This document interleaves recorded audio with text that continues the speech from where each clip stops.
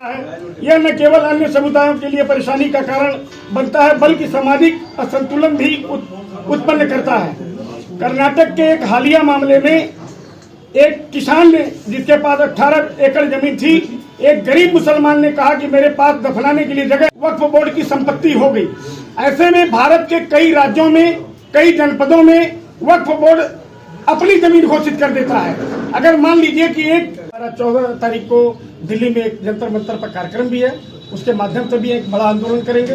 वक्फ board किसी का फायदा नहीं कर रहा है, उसमें मुसलमानों का भी, जो बड़े बड़े मठाधीश है मुस्लिम समाज में, वो गरीब मुसलमानों को दबा करके उस पर कब्जा किए हुए हैं, फायदा वो ले रहे हैं, नाम उनका हो रहा है छोटे तबके के लोगों का। और इसलिए इसको समाप्त करने की जरूरी है कि कोई आदमी अगर मान लीजिए अपनी एक गरीब व्यक्ति को अगर जगह दे देता है कि लो भैया अपनी दफना लो, कब्रिस्तान के रूप में थोड़ा सा ले लो, तो वो अगर 10 फीट दे रहा है तो ये 18 बीघा कब्जा कर ले रहे हैं, जो अभी ट्विटर पे और उस पे देखेंगे आप तो भारत के कई राज्यों में इन लोगों ने कब्जा कर रखा है और संपत्तियों को उल ढंग से अपना ये खर्च कर रहे हैं। गरीब जो इसके पात्र हैं उनको नहीं मिल रहा है, इसलिए वक्फ बोर्ड का समापन होना चाहिए। विपक्ष जबकि विरोध कर रहा है, अभी सरकार बिल लाने वाली थी तो टल गया, कई बार सुनवाई भी उसमें टल जा रही है। देखिए, विपक्ष तो ये काम नहीं कहेगा तो फिर कैसे खबरों में आएगा। विपक्ष तो ये कहना चाहिए कि भाई जो सही है जांच तो कराएंगे नहीं, क्योंकि विपक्ष को एक मत की जरूरत है कि हम अपना सरकार और सत्ता में बने रहें। उसको देश से मतलब नहीं है, क्योंकि महात्मा गांधी भी जब बंटवारा हुआ तब उन्होंने बहुत गलत कर दिया। उनको सीधे बोलना चाहिए पाकिस्तान में हिंदू मुसलमान चले जाएं और हिंदुस्तान जो इधर बचा हुआ है इसमें हमारे हिंदू रहें। उन्होंने थोड़ी सी गड़बड़ी कर दी। उस गड़बड़ी का जो हमारे यहाँ हो रहा है वो आप देख रहे हैं। बांग्लादेश की स्थिति क्या है, हमारे कटते हिंदू और टूटते मंदिर, और आज महिलाओं के साथ बलात्कार हो रहा है, जो बिल्कुल असहनीय पीड़ा हो रही है। हमारी बहनें हैं, माताएं हैं, और यहाँ तक कि बड़े बड़े जो बिजनेसमैन हैं वो छोड़ के भाग रहे हैं, उनकी सामानें लूटी जा रही है, दुकान तोड़ा जा रहा है। तो यही स्थिति अब भारत में भी होगा।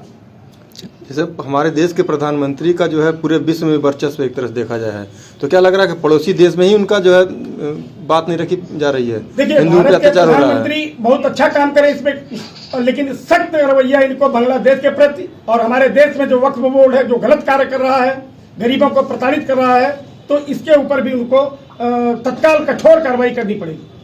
इस पे कोई दल भी जो सामने नहीं आ रहा है। देखिए, क्या मानते हैं कि महंगाई नहीं है या बेरोजगारी नहीं है इसमें? देखिए, महंगाई तो पहले भी थी और उस हिसाब से जैसे जिसकी तनख्वाह मात्र 100 रुपये महीने थी, आज उसकी तनख्वाह 25,000 रुपया है। महंगाई पहले कही जाती थी, लेकिन आज रेट भी बढ़ रहा है।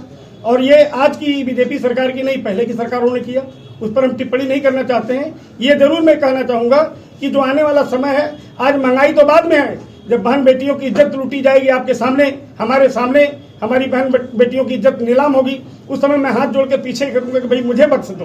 तो वो भी मजबूती जरूरी है, क्योंकि हमारा सनातन धर्म मजबूत रहेगा तभी हम आगे बढ़ेंगे। किससे खतरा है सनातन धर्म को? सनातन धर्म में आप सब देख रहे हैं, बांग्लादेश में आप देख रहे हैं किससे है, हिंदुस्तान में किससे खतरा है? हिंदुस्तान में भी देखिए माइनॉरिटी सेल के लोग हैं, और उसमें हम सबको नहीं कह सकते। 10% आपके सही भी हैं, 90% तो गलत तरीके से कार्य कर रहे हैं, जो नहीं करना चाहिए। अभी आपने देखा होगा ये गोंडा में बहराइच में एक हिंदू की हत्या हुई और सारे लोग मिल करके मारे। ऐसी हत्या की और कोई बोलने नहीं गया।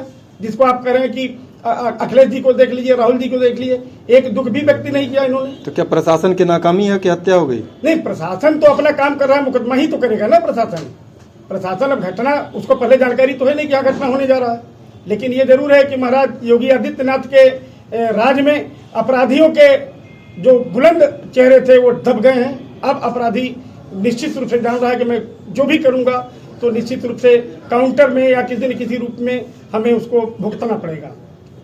साथ जुड़ रहे हैं और इन्होंने कई कन्याओं का शादी किया और लगभग 10 वर्षों से, जहां तक हम लोग जानते हैं कि 10 वर्षों एक पहल महत्व को कार्यक्रम भी आयोजन ये कर रहे हैं, तो कितना संगठन और मजबूत होगा अब आपका? देखिए, पांडे जी के आने से अभी तक तो हमारा 14 राज्यों में संगठन था, अब पूरे देश में फैल जाएगा, क्योंकि ये मजबूत आदमी है और समाजसेवी भी हैं।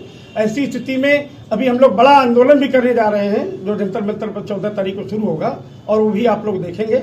और सबसे बड़ी चीज ये कि संगठन में सबसे बड़ा ये है कि 2025 तक हम लोग 1 करोड़ सदस्य विश्व हिंदू रक्षा परिषद का बनाने जा रहे हैं। और आप YouTube पे सर्च करेंगे तो देश भर में हमारे कैसे कार्यक्रम हो रहे हैं। अभी लखनऊ में 4 दिन पहले था, जिसमें कई हजार लोगों की भीड़ थी, उसको देख करके छोटे छोटे अन्य दल भी उठाना शुरू कर दिए। ये अच्छी बात है। अच्छा, अभी जैसे